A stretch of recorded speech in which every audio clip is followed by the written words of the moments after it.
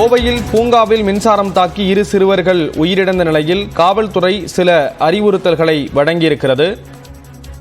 இது தொடர்பான விவரங்களோடு இணைகிறார் சிறப்பு செய்தியாளர் குருசாமி.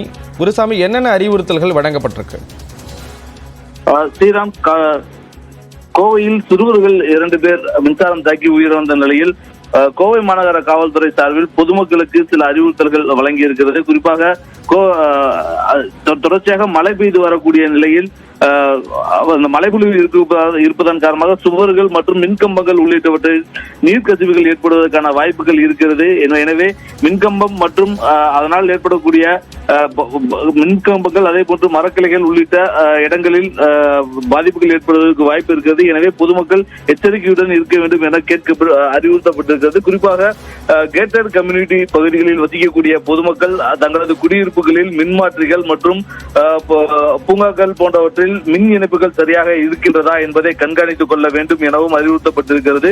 மேலும் அந்த குடியிருப்பு நிர்வாகிகள் எலக்ட்ரீசியன் மற்றும் மின்வாரிய ஊழியர்களை கொண்டு அவற்றை அவ்வப்போது பராமரிப்பு பணிகளை மேற்கொள்ள வேண்டும் எனவும், அந்த குடியிருப்பு பகுதிகளை பாதுகாப்பாக வைத்துக் கொள்வதில் அசோசியேஷன்களுக்கு முக்கிய பங்கு இருக்கிறது என்பதையும் அறிவுறுத்தி இருக்கிறது. இதில் அலட்சியம் கூடாது என்ற ஒரு அறிவுறுத்தலையும் காவல்துறை சார்பில் தெரிவிக்கப்பட்டிருக்கிறது.